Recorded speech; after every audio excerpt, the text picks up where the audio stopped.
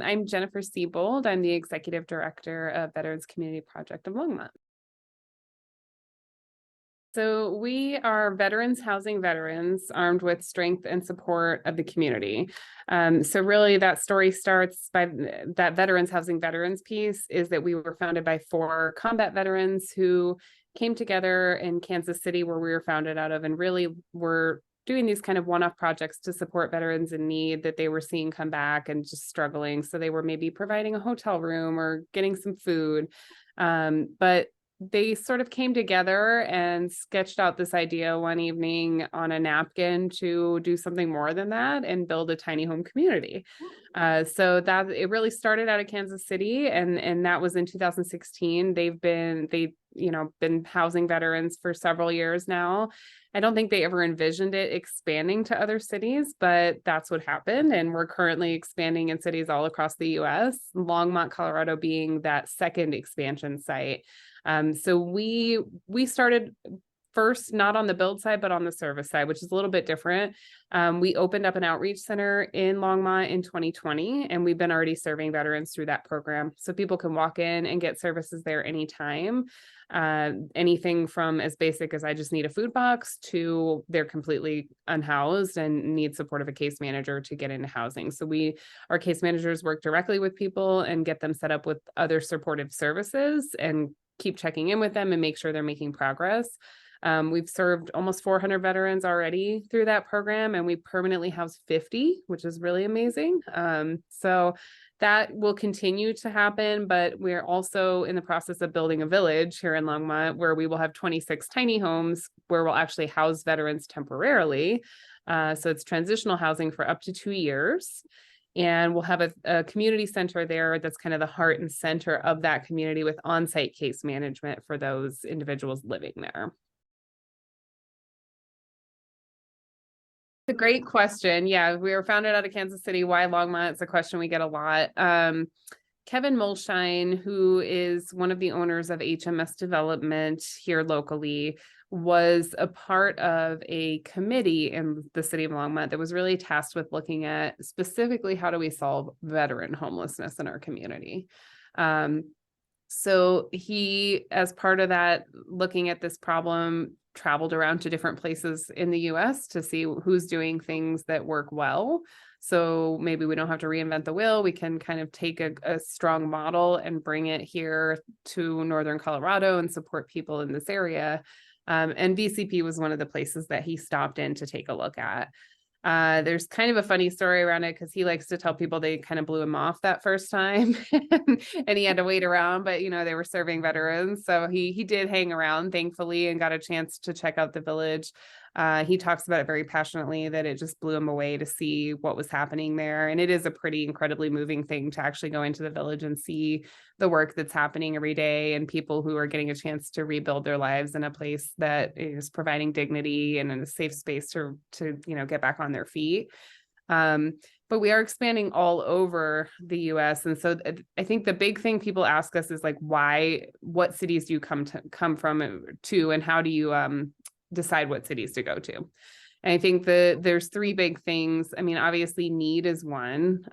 Is there a need for us to be there supporting unhoused veterans? And I think there's a need everywhere. So that one is one that, certainly across the United States in lots of cities, there's a need. The second one is how supportive is the city and civic leadership? The city of Longmont was incredibly supportive in bringing this project here. And, Kevin donated the land to us, and the city allowed that to be his fulfillment for affordable housing for that development. But it's a pretty amazing donation. The value of that property is significant, and it provides us 2 acres to build on that is ours forever as this nonprofit. So that's a pretty big thing. But the city was also really supportive in that they helped to waive some of the taxes and fees in order to make it happen and happen faster. And they, helped with the zoning permitting of that space. So a supportive city and civic leadership is really important. And then the third thing is really just a supportive community. So we say all the time that we're Veterans Community Project. That community is really our middle name. We can't move into a city where people aren't going to welcome and support that effort. So really, we rely on volunteers to help us do everything from from actually building the village and having hands-on nails and hammers and helping us to build these tiny homes, to regular stuff at outreach that requires support all the time. We are a nonprofit organization, so we require, the philanthropic donations of a community. And the city of Longmont has just been incredibly supportive all around. We've had a couple, two that really stand out. We did reach a pretty incredible milestone in housing 50 individuals through our program. So we've only been operating 2 years in the outreach center, and already our case managers have been able to get 50 people permanently housed.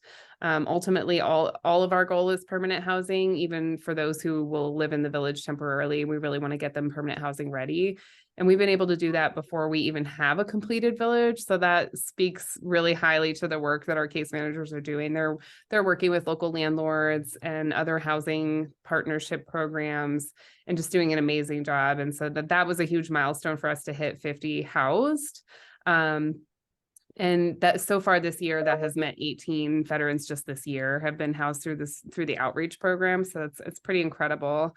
And then we officially started construction. So a lot of people in Longmont may have been hearing about this project for a long time. I know I have. I'm a longtime Longmont resident, and we've been hearing like echoes of it, but it really was just dirt out on our build site until June. And so at this point, we're approaching our community center in the middle, that 3,000 square foot community center where case management happens. That's about to be complete. And we are well underway in the building of the tiny homes. We have 4 that have gone vertical and have roofs on them. So it's going to start happening really fast. And we will be opening our doors in Q2 of next year for people to actually be housed in the transitional village. We were able to get a outreach van through some state funding, and actually working with the state on writing some legislation for mobile outreach to veterans in need in rural Colorado. So a lot of this area is still very rural. People are removed. They're not necessarily on public transit lines or have an easy way to get to services. So that new line of programming allows us to meet people where they are. And that's something I'm excited about for the coming year as well, because we get to touch into so many different communities where people might feel a little bit disconnected, but to help them know they are a part of this community, and there's lots of people who we can connect them to for resources and support. And so takes some pressure off of them, allows us to go to where they are and help them, meet them where they are, like we do with our services. Yeah, I mean, there's a lot of transition happening within the next year.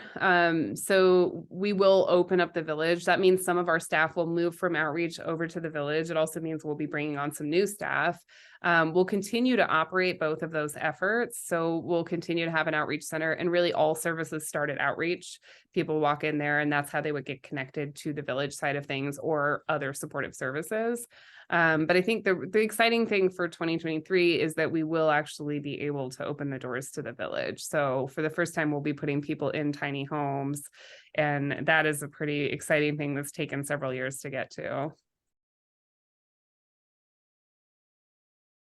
Yeah, so the Longmont Community Foundation has been a huge partner from the get-go, in just supporting us kind of getting off the ground, even on the capital side. So they have helped make a lot of supportive partnerships possible and connected us with people, but also you guys have, actually been a part in funding our tiny home sponsorships. So we have each of those homes has somebody who sponsors it, and the Longmont Community Foundation was a part of that side on the beginning, even before we really had anything out there to work on building yet. But another really cool thing this year, we have a line here in our budget that is just for veterans that maybe need like a quick set of support services. So sometimes people fall behind on their rent, or they have a major medical thing happen, and they just need a little bit of help to get right back on their feet. And we can do a lot of preventionary work if we can just help them solve that more immediate problem. So we have a budget here where we set aside some dollars to help people with that. We try to be really cautious in how we spend it, and we partner with a lot of other people who help pool funds so that we can help as many people as possible. But this past year, I think it was early summer, and we had a Navy veteran who was requesting assistance to move from an apartment to a single family home. aging couple that were both physically challenged and had been in and out of the hospital for some serious health things. So really needed to move to like a single level home. But the price of doing that was pretty significant. So, you know, we had to pay like the deposit and that first month's rent. And it's hard for us sometimes to put that much into one individual as much as we want to, just because we have so many people in need. And so that was a place that actually I turned to the Longmont Community Foundation and said, you know, is this anything that you guys might be able to help us with? And they totally stepped in and said, let us take this one, and helped those individuals get into housing. So that was it's just really cool way for us to be nimble and help somebody have some pretty tremendous impact on their lives long-term with really quick turnaround. So I'm just happy to have the Longmont Community Foundation as a partner in those kinds of things too.